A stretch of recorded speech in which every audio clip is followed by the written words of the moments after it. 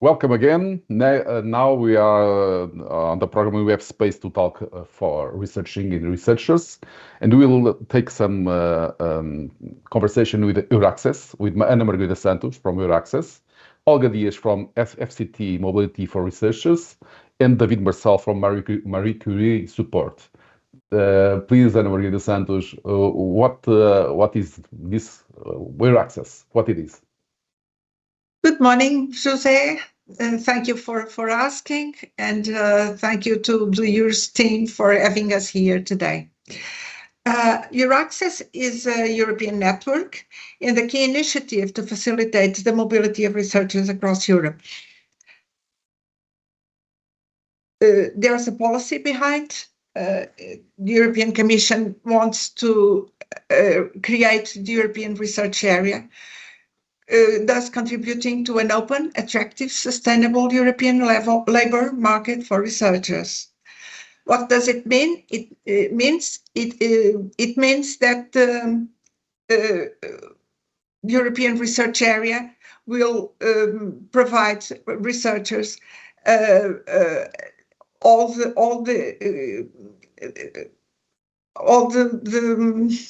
means to circulate around European institutions across the across the European Research Area.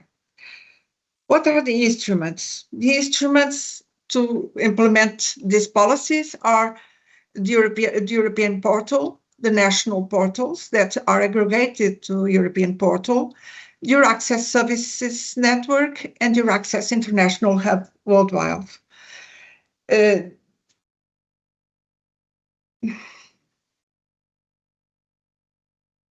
EURAXESS is the largest European network supporting researchers' international mobility and career development, meaning that there are two different types of mobility.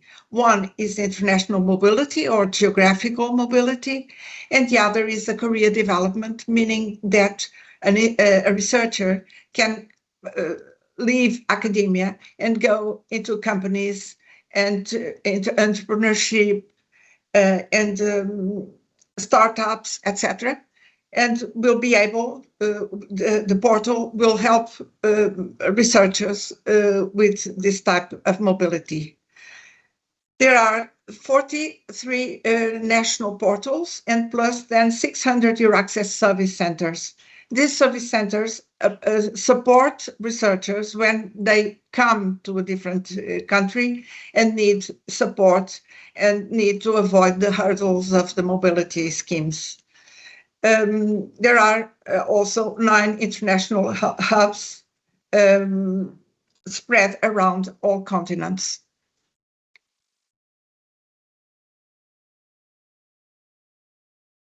This is the website of the Portuguese National Portal, where you can visit. You can find the Portuguese the jobs and funding opportunities, the information and assistance, and your area when you register in the portal. So this is the Portuguese side of the portal. Of course, the European portal contains all portals of the members of the EURAXESS network. How can companies benefit from EURAXESS? Companies are welcome to publish jobs on EURAXESS for free, so you don't have to pay. The only requirement is that the vacancies they post are research related, meaning the roles they offer are interesting for research EURAXESS audiences, that is, the researchers.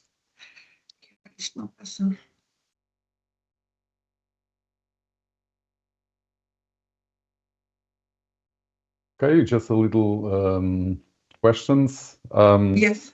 How can researchers benefit from the EURAXESS, for example, or what they can use? Okay. Well, researchers can find jobs at European portal, job portal, and can also find jobs at the Portuguese portal. So it's aggregated, as I mentioned, so people can find opportunities and can also have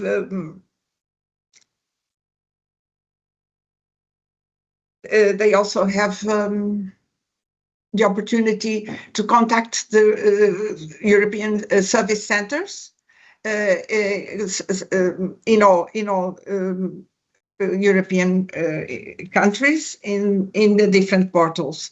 They can, in fact, get support about information regarding visas, for instance, residence permits, taxation in the countries, etc. So this is a huge amount of information that each portal in the different countries provide to researchers online. So you can get information beforehand, before you move. This is something that I believe can make life much easier for the researchers in their mobility choices. Okay, and I can see that companies can benefit also from EURAXESS. Yes. Is it true? Okay. Yes, it is. It is true. Companies are welcome to publish jobs on EURAXESS for free. The only requirement is that the vacancies they post are research related, meaning the roles they are interesting for EURAXESS, for the EURAXESS audience, for the researchers themselves. Eu tenho aqui um outro slide, mas não consigo chegar lá. Okay. I don't know if you can tell me something more, but we can reach it later. But, well, we have the opportunities and we have the funding with the EURAXESS, but maybe the cherry on the cake it would be with some support. I asked to Olga Diaz from FCT Mobility and for Researchers, what kind of support can you give to the candidates? You must turn on the mic, Olga. You have to turn yes, on. Yes, Yeah, thank you. Yeah.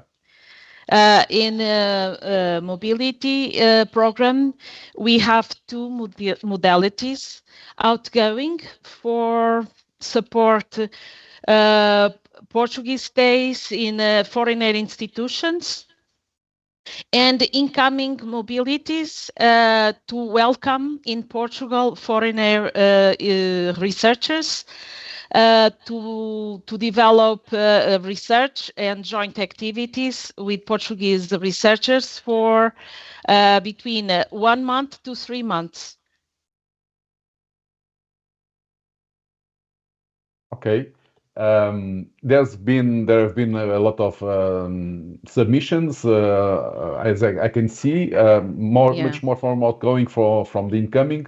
It's the process difficult to make an application for getting the support? No, just to consult our webpage for FCT Mobility,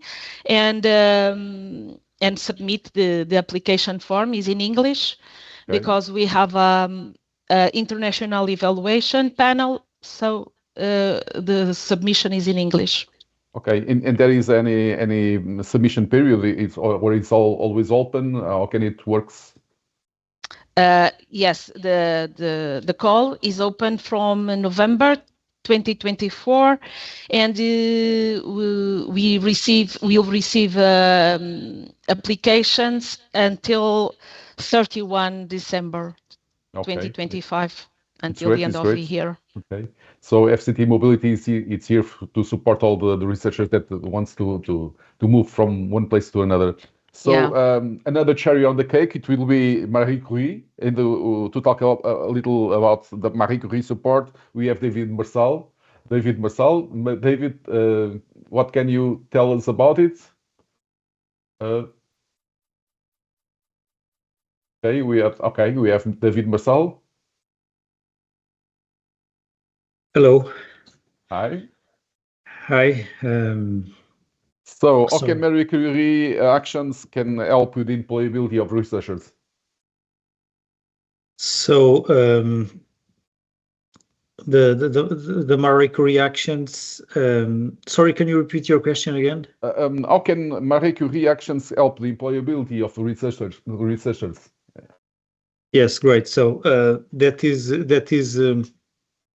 is actually the main the main point of Marie Sklodowska reactions. So the Marie Sklodowska reactions are a program that is meant to help the development and of the careers of researchers, and also to improve the researchers' employability. So this is the main Horizon Europe, that is the main European Union program for the development of the career of researchers, and also for the improvement of researchers' employability. Okay. So, Well, yeah, go. You can go. I mean, yes. So what happens is that Marie Sklodowska reactions aims to achieve these goals of improving the employability through mobility.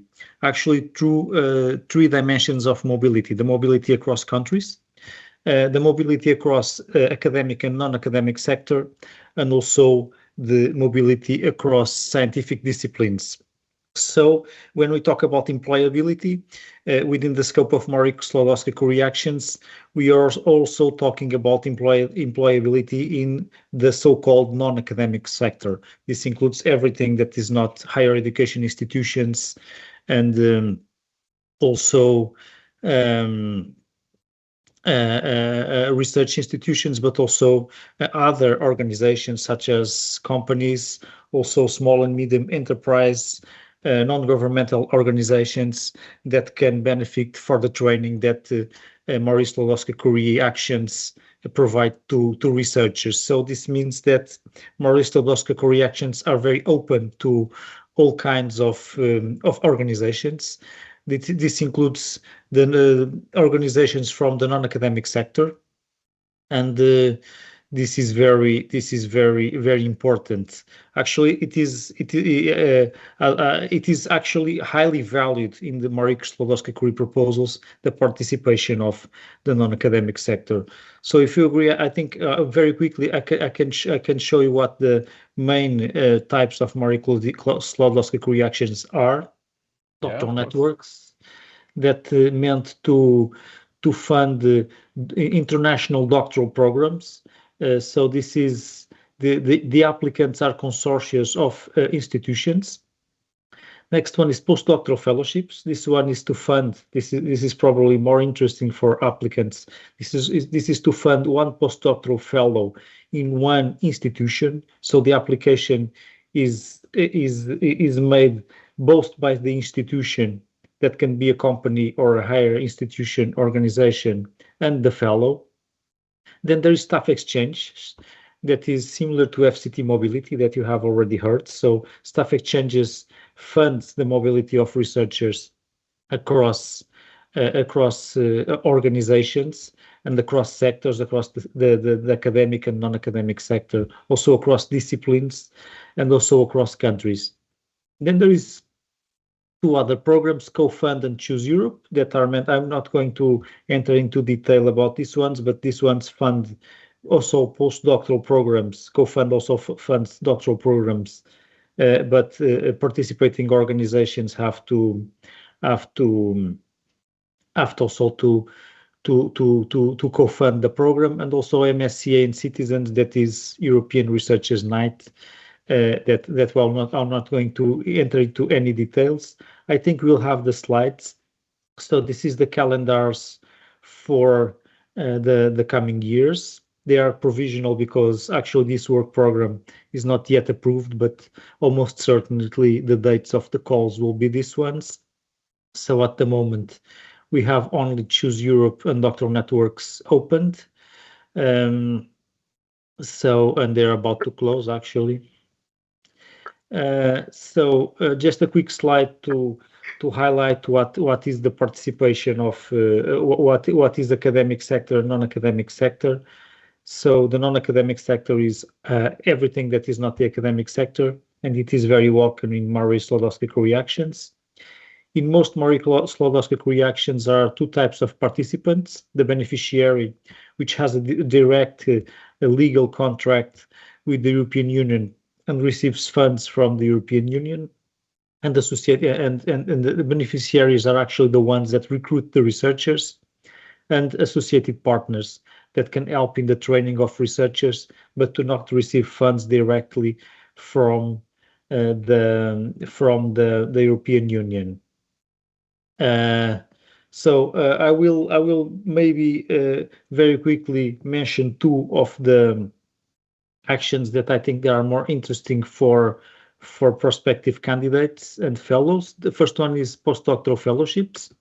So as I said, postdoctoral fellowships are allowed for an organization to recruit one postdoctoral fellow.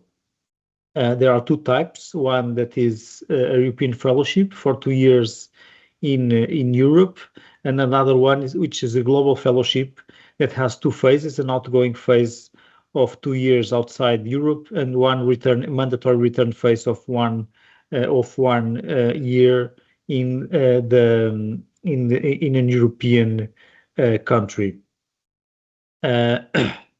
And after all of this duration, there is also the possibility of a non-academic placement at the end of the project for a duration of up to 6 months. So this is 6 additional months that can be added to this duration of the fellowship in order to make a stronger connection of the fellows with the non-academic sector.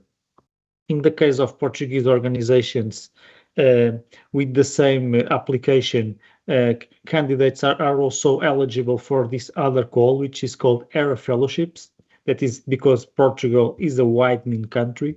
I'm not going to enter in the details about that, but this means that with one application, you are eligible for 2 calls. So this ERA fellowships call means that you can have an extra opportunity to get funded if you are not funded in the main Maurice Sklodowska Actions call. And this actually makes that this additional positions via the ERA fellowships makes that the success rates of Portuguese institutions come very close to the average rate of the European Union. I'll give you an idea of the evaluation criteria. So in Maurice Sklodowska Actions, there are always these kinds of structure: excellence, impact, and implementation. So you can have a look at this later, but you can see a lot of aspects are considered, including, of course, the measures to enhance the career perspectives and employability of the researchers. So in order to be successful in the Maurice Sklodowska applications, you have to explain how this project will enhance the career perspectives and employability of the researcher. These prospects can be either in the academic sector or in the non-academic sector. These are the main components of the Maurice Sklodowska funding. So there is one component for the recruited researchers, and then there is other component for the institutions. So this is in person month. So this is what the European Commission pays per month per recruited researchers. So this is again a description. The values might seem a little bit high when you look at for instance, the living allowance and the mobility allowance and the family allowance for the researchers. But actually, these are the values that the European Commission pays. They have to cover all the costs of recruiting one researchers, such as all taxes, both that are legal obligations of the employer and the employee. And there is also other aspects that are in this slide, and that I think you will have access to it too. Other very interesting call is doctoral networks. So the doctoral networks, as I said, are meant to create an European doctoral training program that is set up with a minimum of 3 institutions. There are 3 types: industrial doctorates. In this case, each doctoral student has to spend at least 50% of the time in academia; joint doctorates that led to multiple or joint degrees; awarded by at least 2 higher education institutions, and also the standard, which is neither industrial, neither joint, which is actually the most popular one still. This means that these networks can recruit, for instance, the size of the network is 540 person months. This means that you can recruit, for instance, 15 researchers for 36 months each. This is eligibility of the institutions that are participants. Let me see. For the researchers, they must be not already in the possession of a doctoral degree. They can be of any nationality. And one of the most important things, and it is valid for all of Marie Curie actions, they must comply with the mobility rule. That is, they must not have resided or carried out their main activity, work, or studies in the country of the recruiting beneficiary for more than 12 months in the 36 months immediately prior to their recruiting date. So this is one of the dimensions of the Marie Sklodowska-Curie actions. It is the international mobility. This is an example of a consortium, so where some industrial partners are included. Some of our beneficiaries, some are associated partners.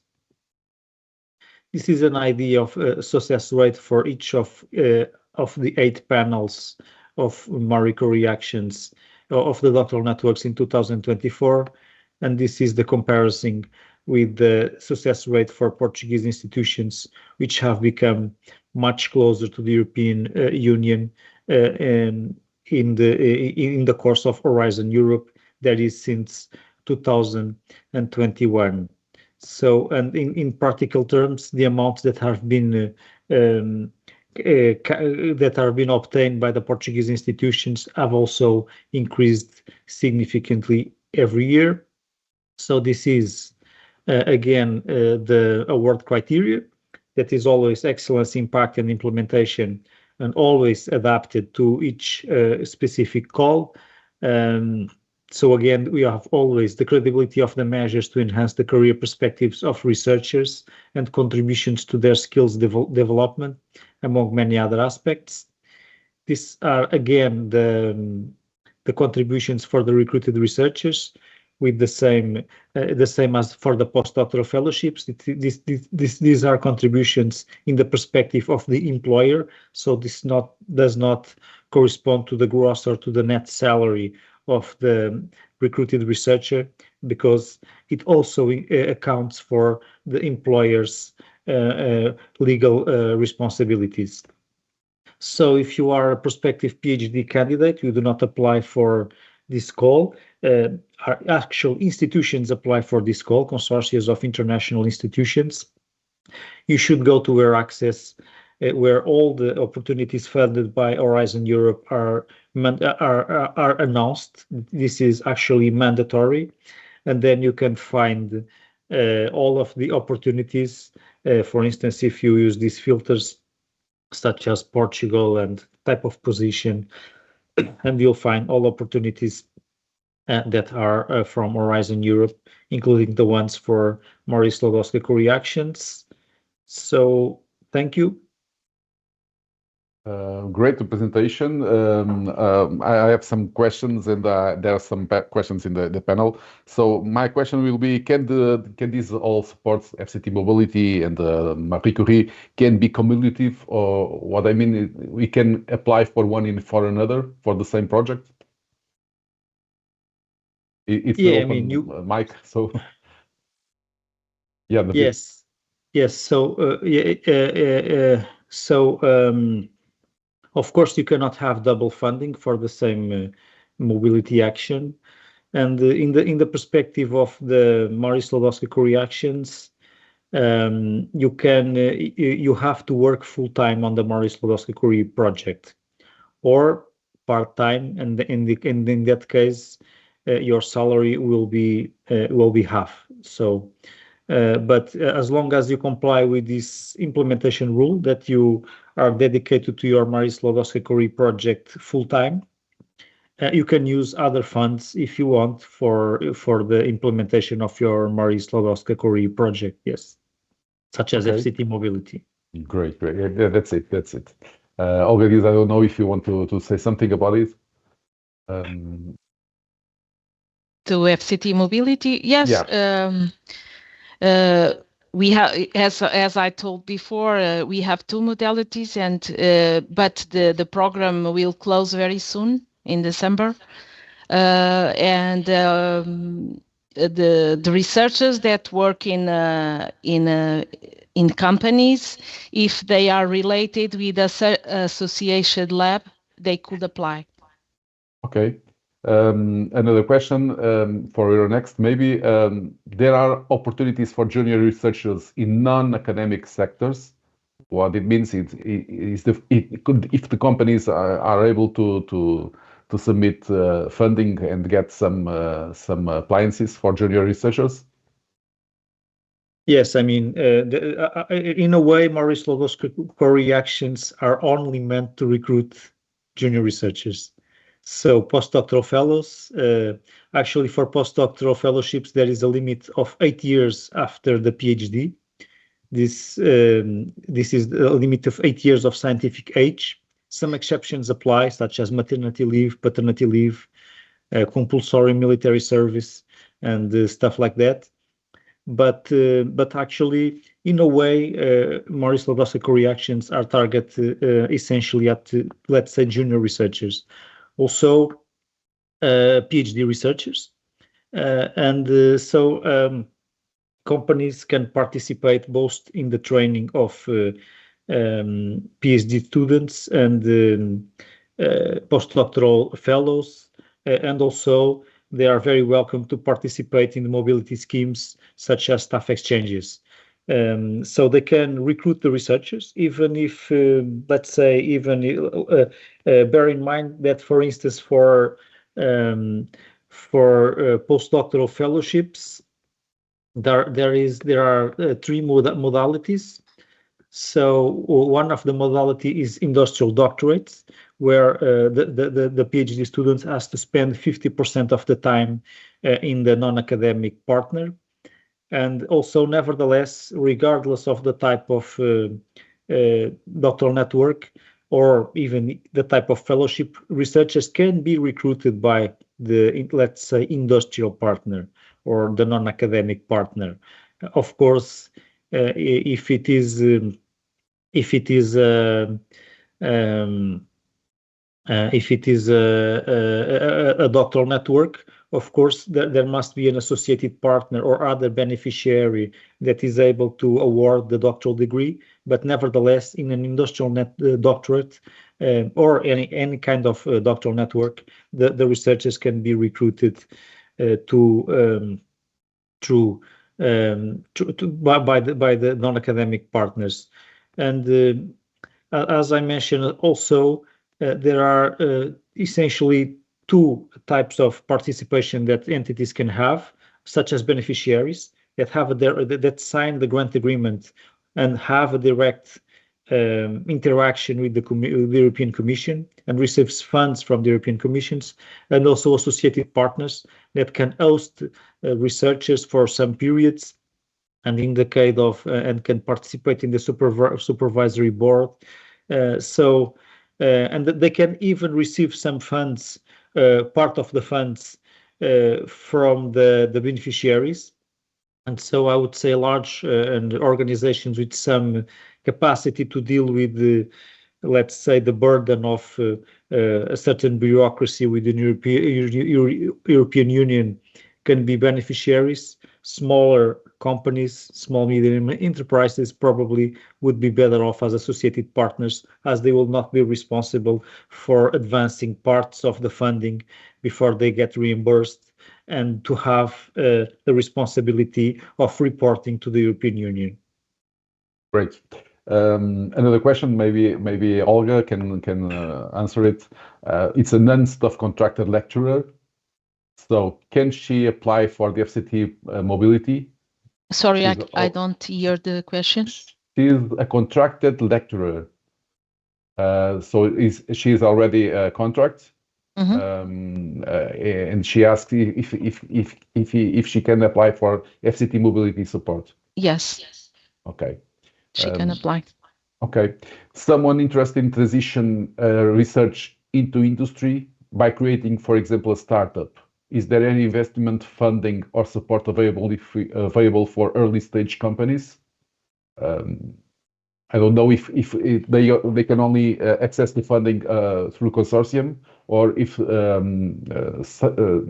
startup companies can apply for this kind of funding. Actually, within the scope of Marie Curie Slogowska-Curie actions, the project can both postdoctoral fellowships and doctoral networks can, but probably more likely postdoctoral fellowships can define as a possible impact the creation of a spin-off company or a startup company, for instance.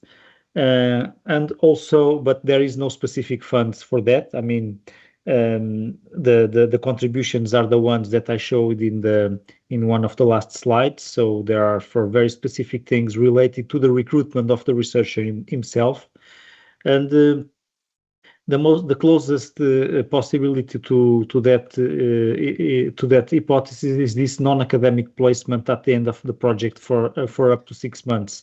So this means that companies can have a researcher working paid by the European Union, working in their company for 6 months in order to develop something that was created during the remaining part of the project, the first 2 or 2 years of the project. Okay, I think we have gone through all the information that is useful for the researchers. I don't see any more questions in the public chat. I have to thank you all, Ana Maria Santos from EURAXESS, and I advise you to see the website. Olga Dias from FCT Mobility Supports, and David Marçal from the Marie Curie. It was great to have you in this panel. I don't know if you want to say some final words, but please, the stage is yours for a brief seconds.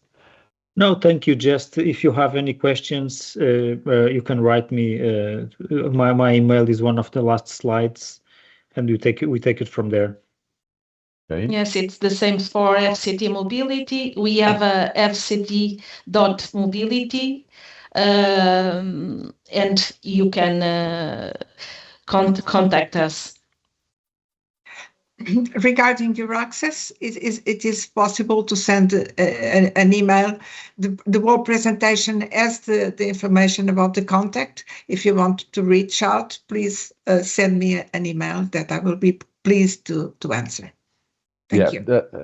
Thank you all. These entities are available next few moments on the chat with employers. There is also info points, and EURAXESS, FCT, and Marie Curie will be available for personal questions or questions from each one of us, of each one of you, sorry. So thank you all for this short panel, but it was very useful for the researchers to know about the funding and opportunities to search. Thank you all, and see you next time. Thank you. Thank you. Thank you. Goodbye.